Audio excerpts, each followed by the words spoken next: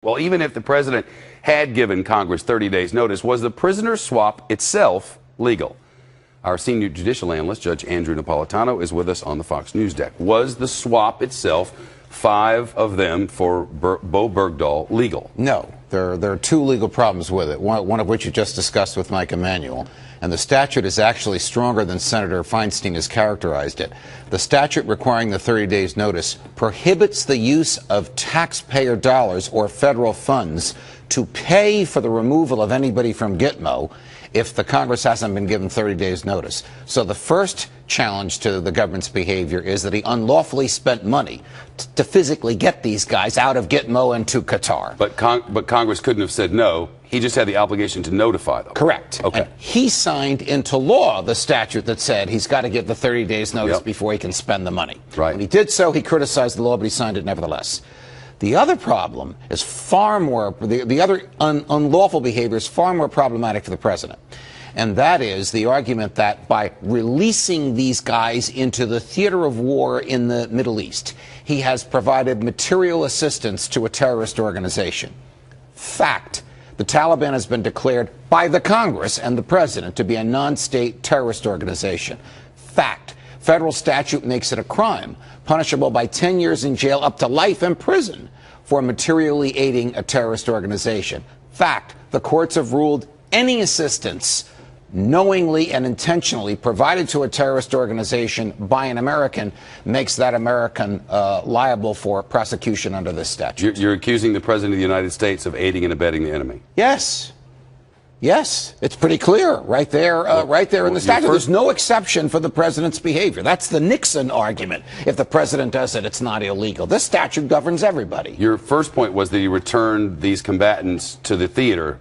The president argues that he sent them to Qatar and that they'll be held in Qatar for a year. That's the president's argument. When the president was questioned about this in Poland yesterday, he acknowledged it is probable that they either won't stay in Qatar for a year, or as soon as they leave Qatar, they will return to the theater that they once inhabited. 3 of them were intelligence officers, 2 of them were military officers. Aiding and abetting the enemy. Is that a matter of interpretation? Yes, of course it's a matter of interpretation. So it's your interpretation that the President of the United States has broken the law and should be imprisoned? Well, I don't know that he should be imprisoned. I don't know that anybody's going to prosecute him. Right. It requires that somebody prosecute him. He's the chief law enforcement officer of the land. But the Congress should be aware of the fact that this statute was arguably violated by the president. The bar for the aiding and abetting statute? It's not aiding and abetting. That's different. It's providing material assistance to a terrorist organization, an organization that the Congress and this president have characterized as terrorist. And the assistance is human assets that he has returned to this organization. But he makes the argument he didn't return them. He makes the argument that he sent them to a neutral place, but that he believes that they may do us harm. A person is presumed to intend the natural and probable consequences of his behavior. Exactly. And the natural and probable consequences of his behavior is they're going to end up back with their colleagues at the Taliban. So what you're saying is that in that you can't provide anything material like weapons or technology or money. You also can't provide any humans. That's in the way that I will say in fairness to the president, the case has never been scrutinized by the courts because no one has made this challenge yet. Because under the Constitution, the commander-in-chief can do what he wants in the way he sees fit with prisoners of war. But he can't break a statute in the process. He can't spend money that's not been authorized, and he can't aid a terrorist organization. Look, if he had sent them to Qatar and they were going to stay in jail in Qatar, this argument wouldn't hold water. Got it. But because he said yesterday in Poland he knows they're eventually going to leave Qatar and go back to their colleagues in the Taliban, I think the argument should be explored about whether or not he materially assisted a terrorist organization by this bizarre prisoner swap. All right. Judge Napolitano, thank you, sir. You're welcome. Nice to see you as always. Good to see you. I grew up in small-town America. As a kid, I worked in a dairy. My father and grandfather both fought in World War II. There were a lot of constants in my life, things I could rely on. Church on Sundays, the Pledge of Allegiance at school, the love and support of mom and dad, and the fact that I lived in the greatest country in the world, where every day dreams come true. But last Wednesday, as I sat in a congressional hearing room on a rainy day in Washington, D.C., listening to whistleblowers' riveting accounts of what happened in Benghazi on the night Ambassador Chris Stevens, Sean Smith, Ty Woods, and Glenn Doherty were killed, my heart broke. Hello and welcome to Justice. I'm Judge Jeanine Pirro. Thanks for joining us tonight. I've spent my career assigning blame for wrongdoing, instructing jurors on how to assess the truth, telling them to use their common sense in deciding who's credible, who has something to gain, something to lose, who has a motive to lie, telling them if someone lies once, you're free to assume they'll lie to you again. And there is something about the truth when you hear it. You simply know it. On the night he died, Ambassador Chris Stevens called whistleblower Greg Hicks to say, "We're under attack." The statement, clear, unequivocal, and foreboding. And Hicks did everything he was supposed to, activating the emergency response plan, mobilizing a team to repel the attack, calling the State Department's Operations Center, continuously updating the Operations Center throughout the night, even chartering a plane to fly the Tripoli response team to Benghazi. At some point, Hicks realized he was being left out of all decision-making and that the order had been given to stand down. There would be no rescue. We now know the Obama administration lied to us. They misled us, and they left Americans to die. So what do we know?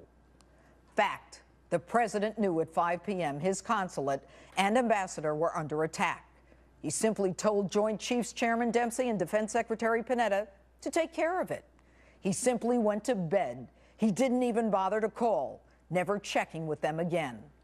Fact, the next morning, the president takes Air Force One to fly to a Las Vegas fundraiser for himself while Americans burn in the Middle East.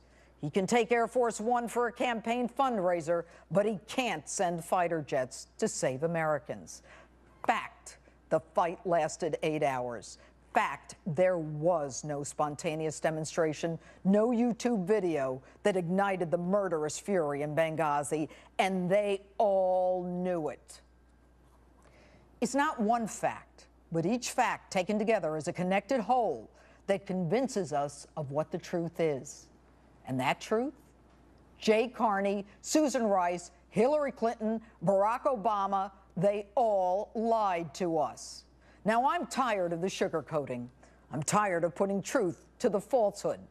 A lie is a lie is a lie. Let's call it what it is. The whistleblowers changed everything. The ones who were instructed by Hillary's chief of staff, Cheryl Mills, not to speak to anyone alone about Benghazi, including congressmen. But Greg Hicks says it best. The job now is it's a demotion. So I've been effectively demoted from deputy chief of mission to desk officer. Mr. President, with all due respect, you actually demote the man who was on the phone all night scrambling to get help, destroying your classified records, chartering a plane, taking on the terrorist by himself. Why? Why would you do that? Why would you demote a hero? And why would you lie to us? I'll tell you why. Because of a looming presidential election 7 weeks away. Because Americans can't be under attack, especially not a terrorist attack, if, as you say, Al-Qaeda is already on its heels. Mr. President, how could you not send in reinforcements? How could you not send in Americans trained for this very kind of emergency? You're the commander-in-chief. That's your job. And enter Hillary Clinton. Fact, because the Benghazi consulate security was so substandard, it could only have been inhabited if you had issued the waiver.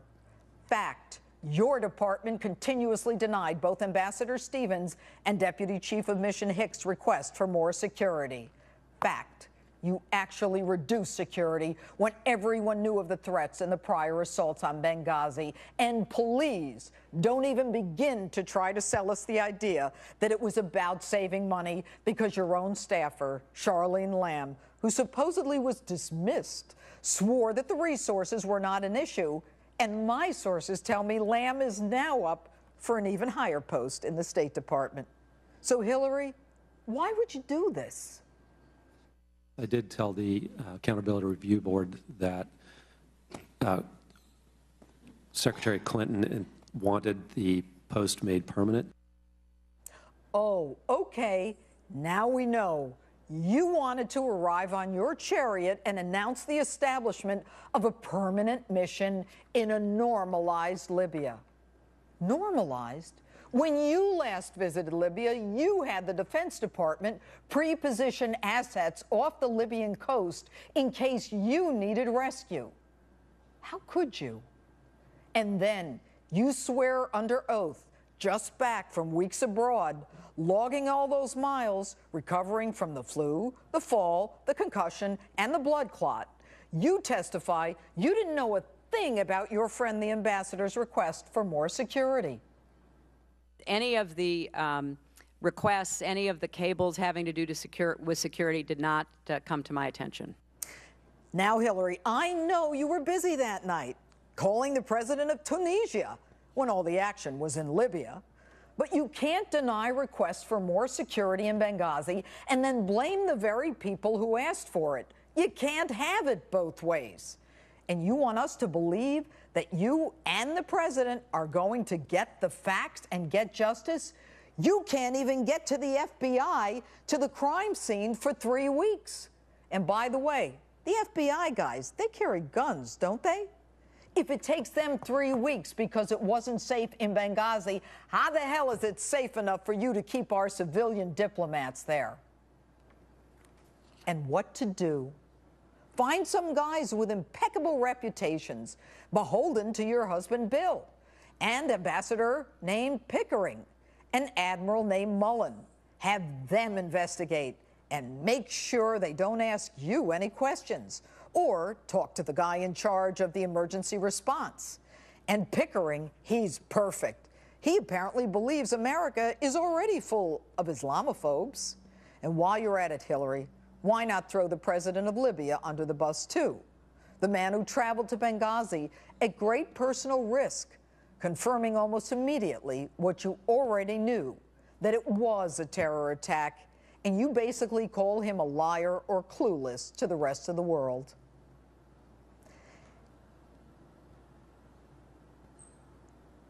And how about your take on our money?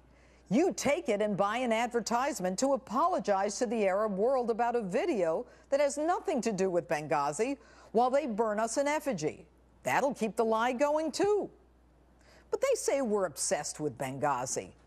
The New York Times says that our Benghazi obsession is all about hysterical allegations of crimes equal to Watergate. Really?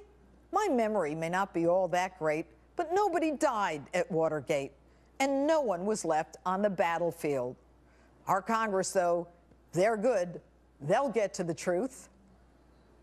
I find it truly disturbing and very unfortunate that when Americans come under attack, the first thing some did in this country was attack Americans, attack the military, attack the president, attack the State Department, attack the former senator from the great state of New York, former Secretary of State Hillary Clinton.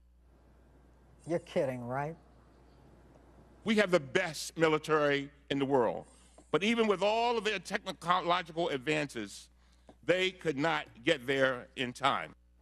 Now, this guy hasn't even heard the testimony, and he's already accusing the man who has the most to lose, his own life, and who was actually on the ground and in the battle, of lying. And it gets worse. Death is a part of life. What difference at this point does it make?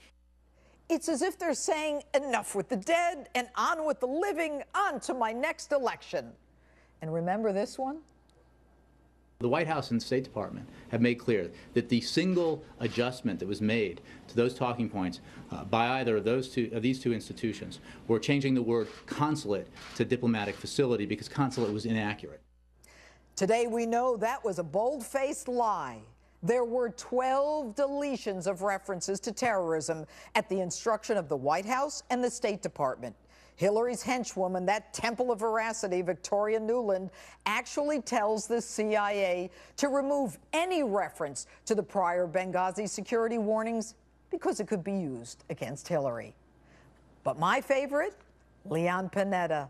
There just wasn't enough time. Listen to this one from 7 months ago. A Monday morning quarterbacking going on here. Basic principle is that you don't deploy forces into harm's way without knowing what's going on, without having some real-time information. There wasn't enough time? How did you know the fight wouldn't last 24 or 48 hours or more? In which case you could have gotten rescuers there. You could have saved Americans, but you didn't even start the process because you had no intention of saving those lives. You should be ashamed of yourself. Yes, Wednesday was a sad day for me personally, for the families of those killed, and for any American who believes, as I do, that America is the citadel of honor and freedom. This past week, the dreams that I had as a little girl in that small town were shattered.